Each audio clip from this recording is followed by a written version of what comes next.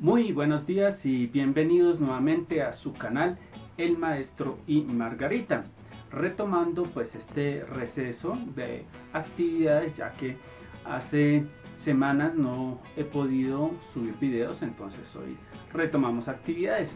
Vamos a hablar de un personaje muy particular, una escritora destacada del periodo de la colonia. Se llama Francisca Josefa.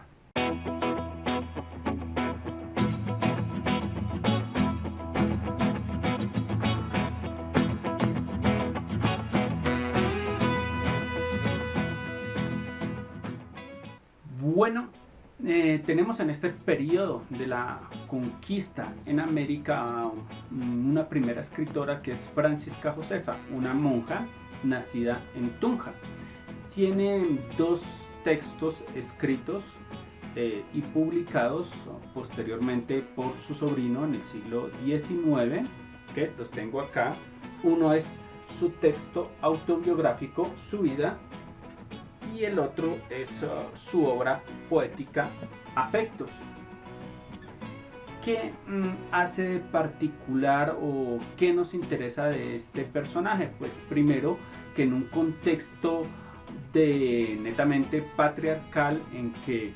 el único discurso o la única palabra que era permitida era la del hombre, aparece esta mujer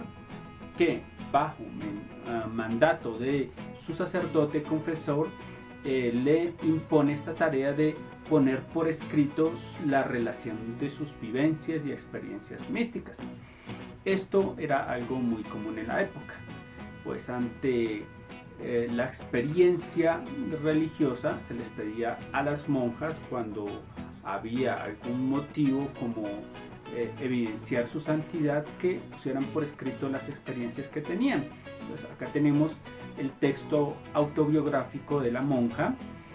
que se destaca porque deja ver mucho del contexto de la época. Por un lado está ese juego de transgresión entre lo permitido y lo prohibido de la escritura, también esa verbalización de muchas de sus experiencias y mucho de su sentir frente a lo que es la condición de mujer, porque pues Francisca no carecía de pretendientes, pero ella decide optar por el otro destino de la mujer, porque solo tenían matrimonio o convento. Una mujer respetable solo podía tener esas dos opciones, entonces ella opta por el convento. En el convento tiene unas posibilidades que no le eran permitidas dentro de un hogar, porque en el hogar estaba sujeta a un varón y debía realizar el rol de maternidad y de acompañamiento al hombre, mientras que en el convento pues se le era permitido explorar el crecimiento intelectual mediante las lecturas, podía tener poder,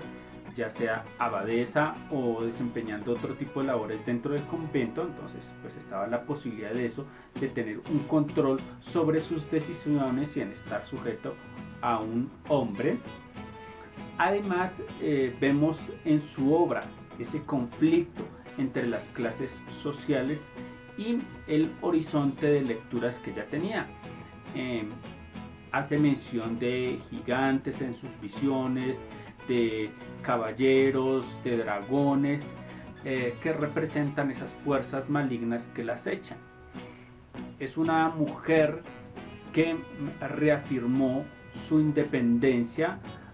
mediante la decisión de ingresar a un convento,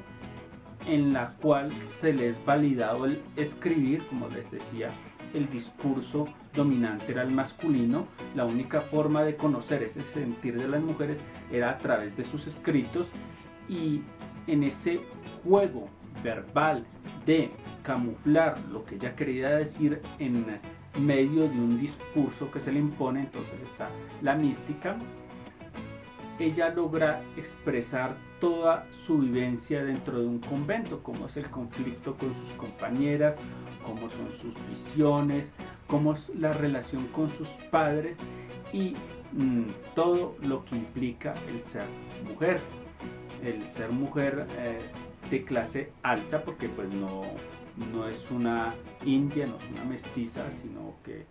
pertenece a una clase alta y por eso mismo puede ingresar al convento. Es una monja que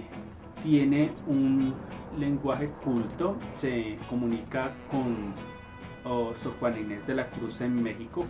mantienen correspondencia, conoce la escritura y es capaz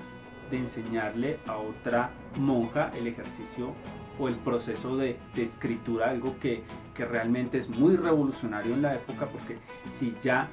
el leer era un avance, el saber enseñar este proceso pues es de una magnitud gigante. Es una escritora que por lo general pasa desapercibida en nuestro bachillerato o en la formación académica escolar, pero que en la universidad sí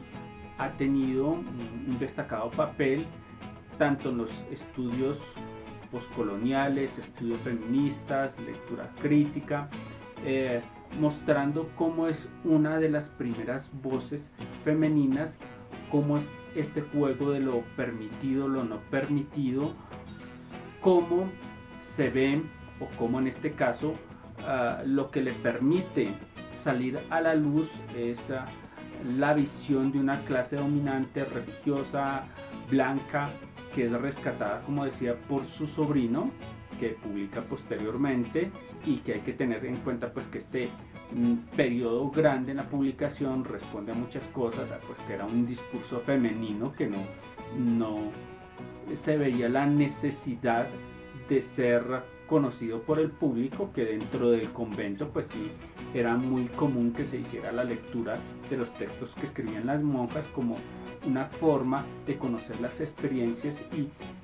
guiar en este proceso de santificación, que logra su publicación después de mucho tiempo, como les decía, porque primero las imprentas no eran algo muy popular acá, entonces hubo que esperar un tiempo a este proceso, a la validación, a que fuera aprobado, porque el dominio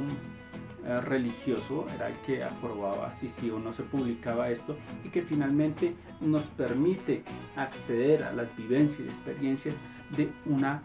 mujer, algo que por lo general siempre se deja de lado. En el canon vemos el discurso masculino, acá vemos un discurso femenino contado a partir de su voz, jugando, como les decía, con la línea de lo que les es permitido decir. Entonces los invito a leer esta obra, a detallar muchos aspectos de cómo se valida el ser de una mujer en un contexto patriarcal, de qué es lo permitido, de cómo hay ese juego entre las clases sociales y cómo ese mundo cerrado del convento es un reflejo finalmente de ese mundo inmenso colonial